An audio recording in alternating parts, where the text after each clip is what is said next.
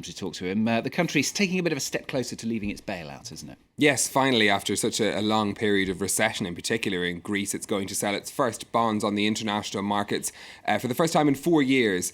In fact, later this Thursday, it's a chance to test investor confidence in Greece after the country's seen almost a quarter of the value of its economy sliced off during those 6 difficult years it's had. A successful sale of Greek debt will leave the country closer to exiting its €240 billion bailout.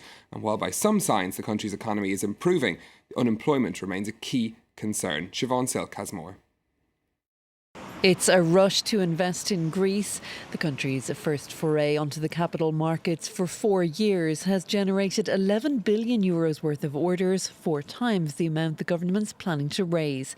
The success of the offer is calming earlier fears that Greece wouldn't be able to get through 2014 without needing further aid. The country has been kept afloat by a €240 billion bailout package from the EU and IMF.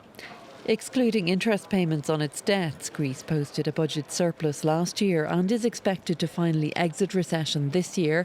But debt is still weighing heavily. It's over 170% of GDP. Opposition lawmakers warn a return to the bond market isn't a cure-all.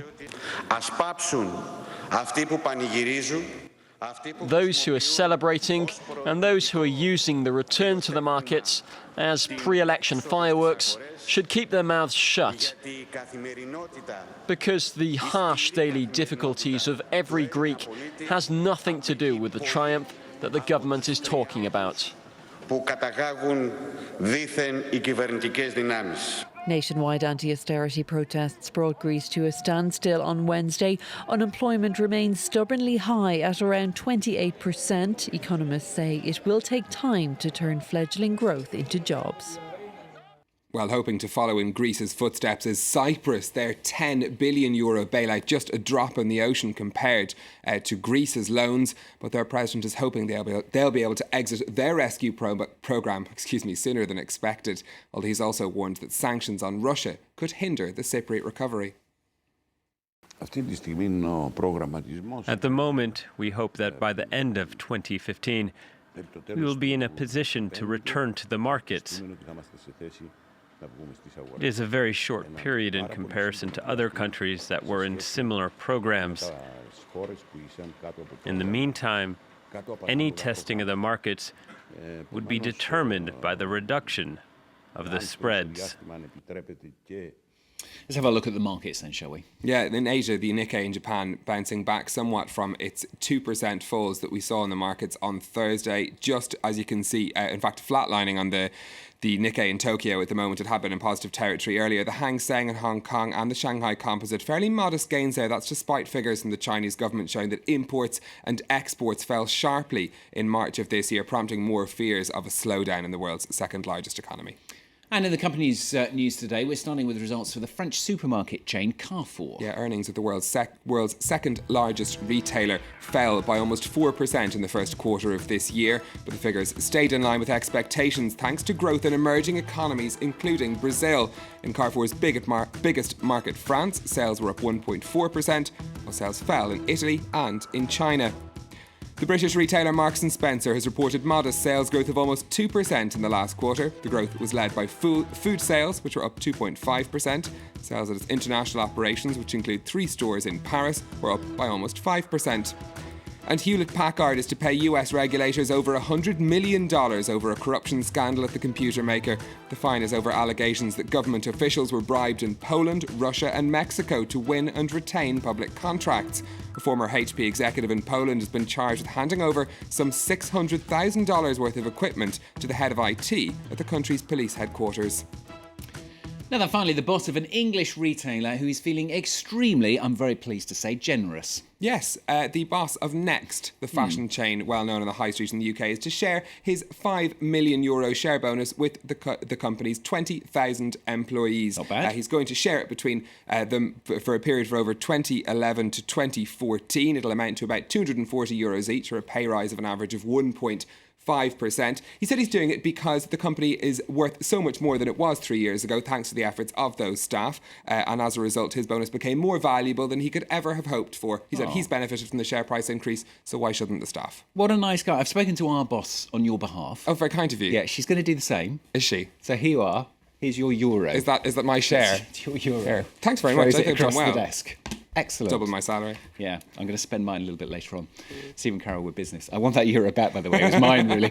Time for today's web news now. It starts with a story about people uninstalling Firefox from their computers due to a row over gay marriage.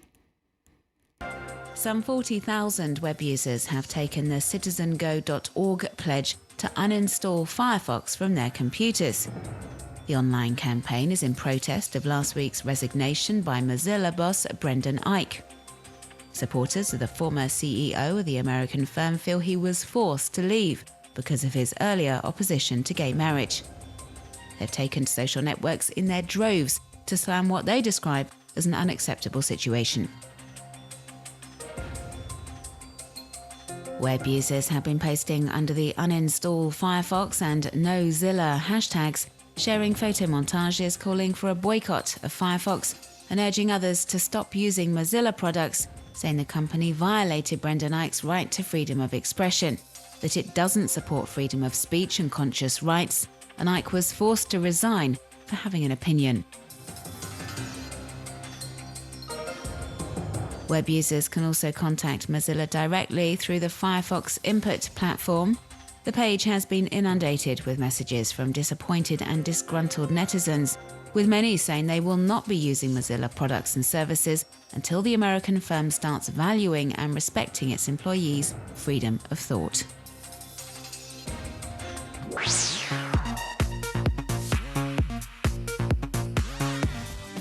Did George Zimmerman recently sell a painting of Trayvon Martin, the teenager he shot dead in February 2012, for $30,000?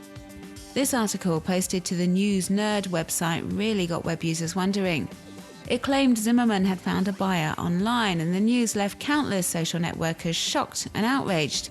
It turns out, however, the photo is fake, and it's all a hoax, posted to a site that specialises in purely satirical news stories.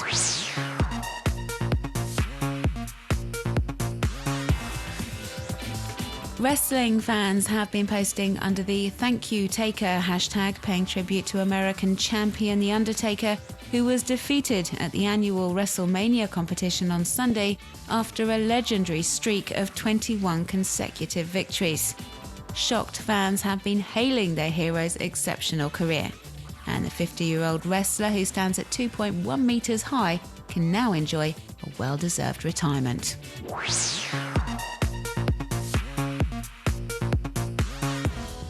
Su Ami is a group of 5 crafters from the same family living in Vietnam, and they make miniature crochet creatures, including some fictional characters like Winnie the Pooh. It's a really cute collection, and you can check it out and treat yourself via Etsy.com, the e-commerce website for handmade and vintage items.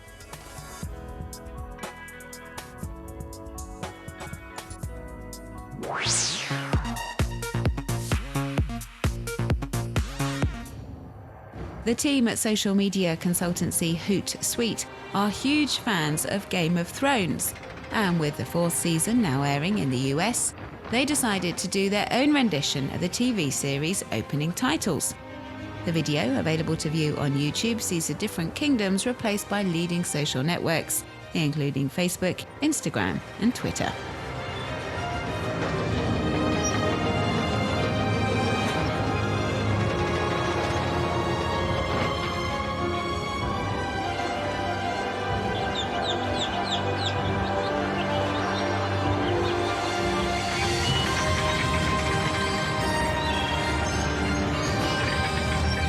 Pretty impressive, that, isn't it? It must have taken a long time to do. Coming up for you, the very latest news here on France 24. And as well, the emotional story racked with pain and suffering of the longest-serving man on death row, who's been freed after 48 years. Human rights defenders saying it raises disturbing facts about Japan's criminal justice system.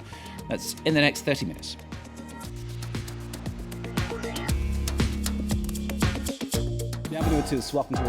Reporters.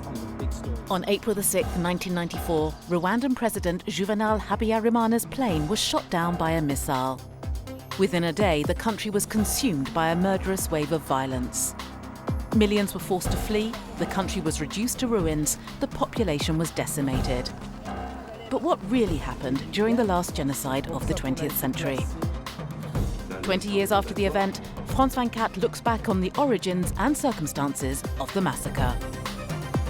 Reporters on France 24 and France24.com.